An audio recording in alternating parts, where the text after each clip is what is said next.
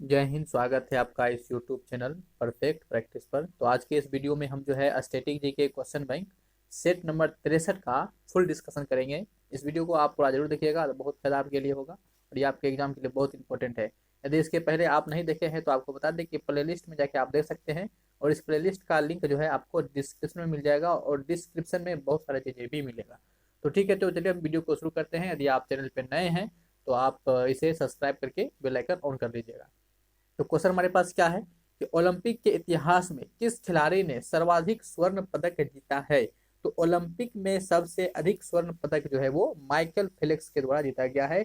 जो Michael Felix है ये तैराकी से संबंधित है और इन्होंने जो स्वर्ण पदक जीते हैं वो अभी तक कुल 23 स्वर्ण पदक अपने नाम इन्होंने किया है। ठीक है, नेक्स्ट क्वेश्चन हमारे पास क्या है कि विश्व का सबसे ऊंचा पठार कौन सा है। तो विश्व का यहाँ पे बात करा तो सबसे ऊंचा जो पठार है वो तिब्बत का पठार है और भारत का जो है ये दक्कन का पठार जो है ये भारत का सबसे ऊंचा पठार है, ध्यान रखेंगे। नेक्स्ट बढ़ते हैं कि नाभिकीय संलयन अभिक्रिया निम्नलिखित में से किस समीकरण पर आधारित है। तो नाभिकीय संलयन अभिक्रिया जो है ये आइंस्टीन के द्वारा जो दिया गया था E बराबर mc², इसी सूत्र पर ये आधारित है। और आइंस्टीन आइंस्टीन को जो है आपको पता है कि जो प्रकाश विद्युत प्रभाव दिया था इन्होंने, प्रकाश विद्युत प्रभाव, उसके लिए जो है उसको नोबेल पुरस्कार भी दिया गया है। और नोबेल पुरस्कार की शुरुआत कब हुआ था तो 1901 में हुआ था और ये जो है अल्फ्रेड नोबेल के नाम से ये पुरस्कार दिया जाता है। आपको कमेंट में बताना है कि नोबेल पुरस्कार जो है कितने अंग में दिया जाता है, ठीक है, यानी कितने भागों में, किन किन क्षेत्रों में दिया जाता है।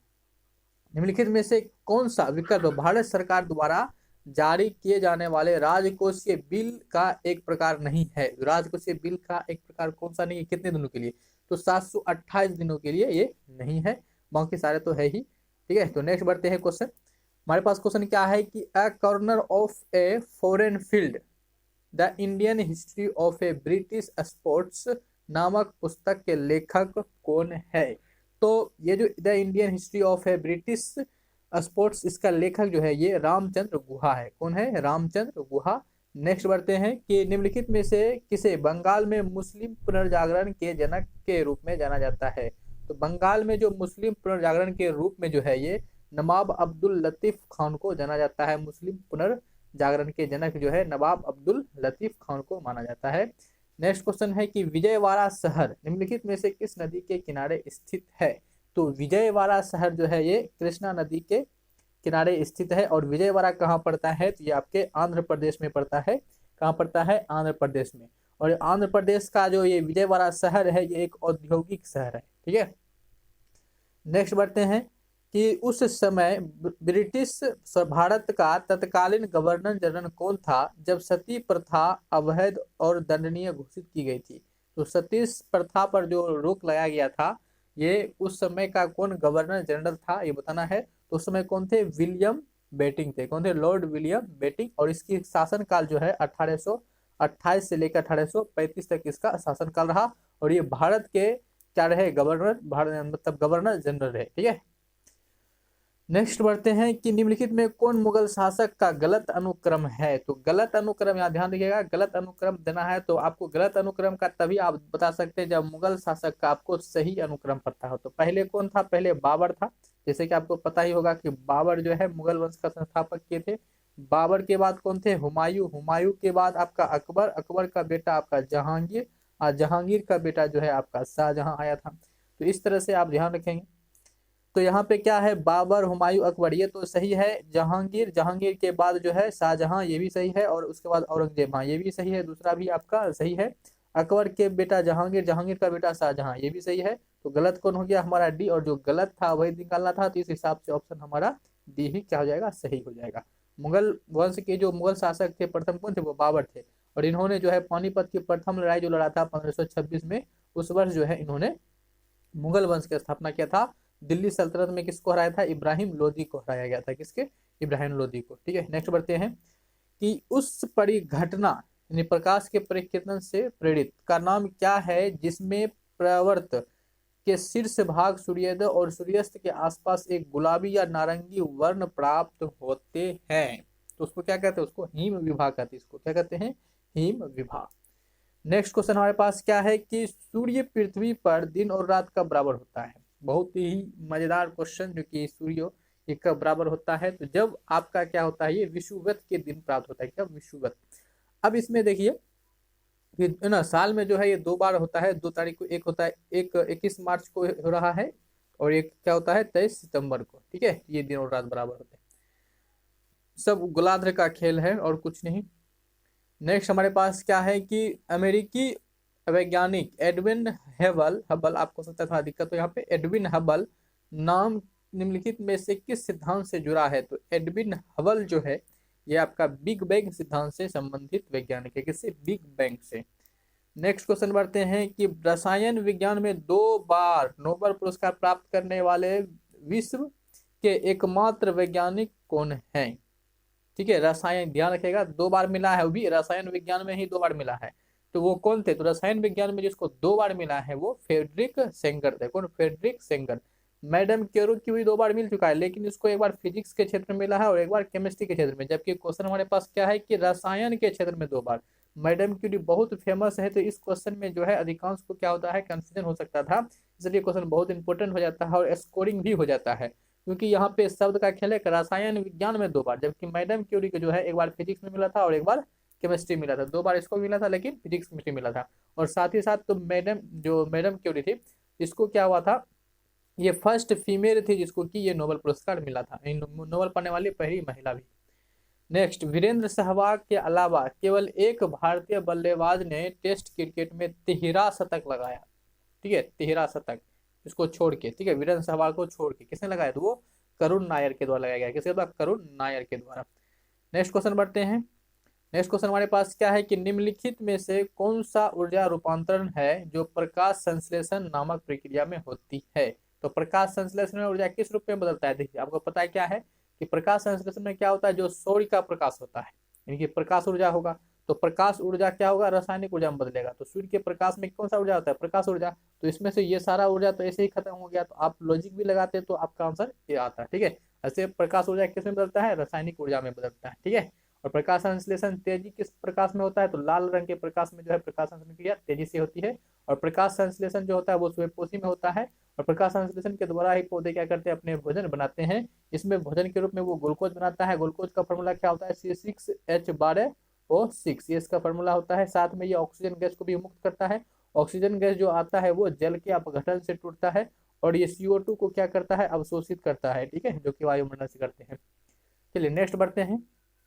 नेक्स्ट क्वेश्चन हमारे पास क्या है कि पारंपरिक नृत्य शैलियां भवाई और कोलंबिया की उत्पत्ति किस भारतीय नृत्य राज्य में हुई थी। तो जो आपका यहाँ पे भवाई और कोलंबिया की उत्पत्ति जो है ये आपका राजस्थान में हुआ था। कहाँ पे? राजस्थान राज्य में हुई थी। राजस्थान के आपको पता है कि यहाँ की जो राजधानी है वो जयपुर है। और जयपुर को जो है क्या कहा जाता है? आपका गुलाबी शहर और भारत का पेरिस भी कहा जाता है। और जयपुर में ही क्या आपका राजस्थान में कौन सा झील है? तो सांभर झील है। कौन सा? सांभर, बहुत सारे झील है, लेकिन सांभर झील जो फेमस है, जहाँ से कि नमक की प्राप्ति किया जाता है। और राजस्थान की सबसे बड़ी जिला कौन सा है? राजस्थान की सबसे बड़ी जिला जैसलमेर है। राजस्थान की सबसे बड़ी जिला जैसलमेर है। जैसलमेर में ही क्या आपका थार मरुस्थल। थार मरुस्थल कहाँ पर है? आपका राजस्थान में ही पड़ता है। लेकिन थार मरुस्थल का अधिकांश हिस्सा जो है वो जैसलमेर जिला में पड़ता है। और यहीं पे जो है आपका राजस्थान में ही जो है 1974 में जो है 18 मई 1974 को जो है पोखरण में परमाणु परीक्षण किया गया था, स्माइलिंग बुद्धा के नाम से। ये सब भी आपको हम कई बार बता चुके हैं, आपका रिवीजन करवाना है, इसीलिए कई बार इसको हम रिपीट भी कर देते हैं। ठीक है, नेक्स्ट बढ़ते हैं। निम्नलिखित में से कौन सा अंटार्कटिक क्षेत्र में स्थित एक भारतीय अनुसंधान केंद्र है। देखिए, अंटार्कटिक क्षेत्र में स्थित भारतीय अनुसंधान केंद्र के बारे में आपसे पूछा गया है, तो काफी इंपोर्टेंट है। देखिए, अंटार्कटिक क्षेत्र में जो भारत का है वो तीन तीन जो है अनुसंधान केंद्र है। पहला तो आपका आ जाता है दक्षिण गंगोत्री। ठीक है, दक्षिण गंगोत्री। और दूसरे जो कि 1984 में जो है इसकी स्थापना किया गया था अंटार्कटिका में। और दूसरा आपका आता है मैत्री। मैत्री जो है ये 1993 में जो है इसकी स्थापना किया गया है। और तीसरा जो कि नया है 2009 में इसको खोला गया था, ये भारतीय कौन है? भारतीय, जो कि 2009 में इसके स्थापित किया गया था। तो अब ऑप्शन के देखिए कौन आपको मैत्री मिल रहा है, जो कि 1993 में इसकी स्थापना हुआ था। कब? 1993 में जो है इसकी स्थापना किया गया था।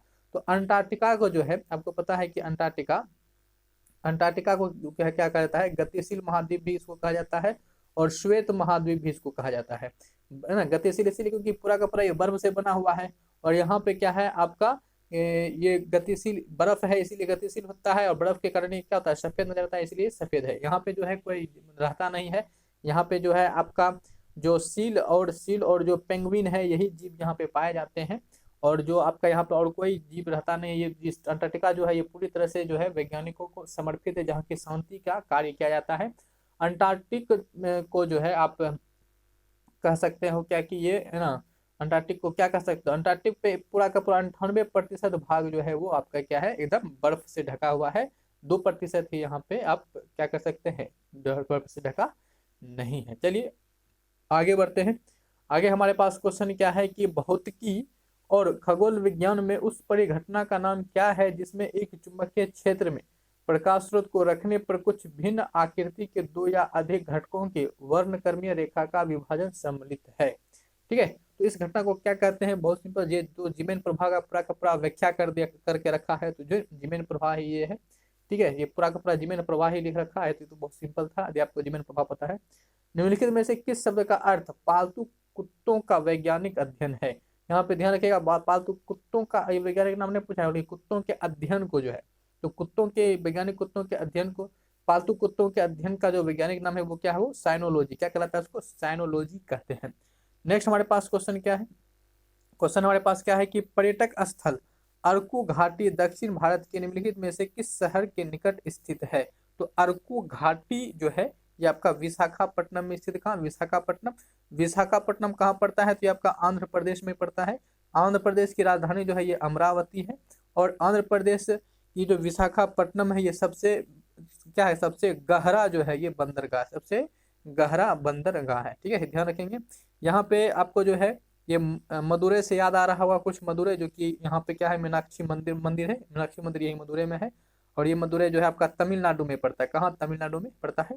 और मंगलोर या मंगलुरु जो है ये आपका कहाँ पड़ता है, ये कर्नाटक में पड़ता है। ठीक है, कहाँ, कर्नाटक में। और ये कर्नाटक का जो है ये बंदरगाह है, जो कि एक लैगून पर स्थित ये बंदरगाह है। ठीक है, तो ये बंदरगाह है। और साथ ही साथ जो है आप ये ध्यान रखिए कि ये कर्नाटक की राजधानी कहाँ है, बेंगलुरु। तो कर्नाटक की राजधानी जो बेंगलुरु है ये इसको क्या कहते हैं, अंतरिक्ष नगरी भी बेंगलुरु कहते हैं। और इसको जो है कई सारा जैसे कि सिल्क सिटी कहा जाता है, सिलिकॉन सिटी या सिलिकॉन वैली, इस नाम से भी इसको जानते हैं, किसको, बेंगलुरु को। तो ठीक है, तो इस वीडियो को मैं इतना ही रखेंगे, क्योंकि इस एक सेट में 20 क्वेश्चन होता है, तो 20 क्वेश्चन का डिस्कशन हमने कर रखा है। कई कहते हैं कि पूरा वीडियो डालिए, तो आपको हम बता दें, जो कह रहे हैं पूरा वीडियो डालिए। एक सेट में जो है आपका ये 20 क्वेश्चन का ये सेट ही रहता ही है, इसीलिए हम एक सेट में 20 क्वेश्चन का ही डिस्कशन करते हैं। कई लोग कह रहे हैं कि ना कि अभी तक जो है इतना ही, जैसे कि ये 63वां सेट था तो इतना ही वीडियो डाले हैं, तो इतना ही वीडियो डाले हैं, आप पहले पूरा तो देख लीजिए। आगे आने वाले समय में हम इसी तरह से कंटिन्यू है, हम उसको बंद कहाँ कर रहे हैं, तो डाल ही रहे हैं। ठीक है, तो आप लोग का सपोर्ट जितना ज़्यादा रहेगा उतना ज़्यादा दिखाएंगे। आप यदि हमारे प्रति जो है हम क्या बोला, एफर्ट अच्छा दिखाएगा, तो हम तो और भी मेहनत करने का प्रयास करेंगे। जितना हमको रिस्पॉन्स मिलेगा उससे बेस्ट हम देने का और भी प्रयास करेंगे। ठीक है, तो ठीक है दोस्तों, फिर इस वीडियो को हम ज़्यादा लंबा नहीं करेंगे, इस वीडियो को इतना ही रखते हैं। यदि आपको वीडियो पसंद आया है तो उसे लाइक जरूर कर दीजिएगा, और हमारे सपोर्ट के लिए जो है इस वीडियो को शेयर ज़्यादा से ज़्यादा कर दीजिए, और जो है हमें कमेंट करके बताएं कि आपको ये वीडियो कैसा लगा। मिलेंगे नेक्स्ट वीडियो में। जय हिंद।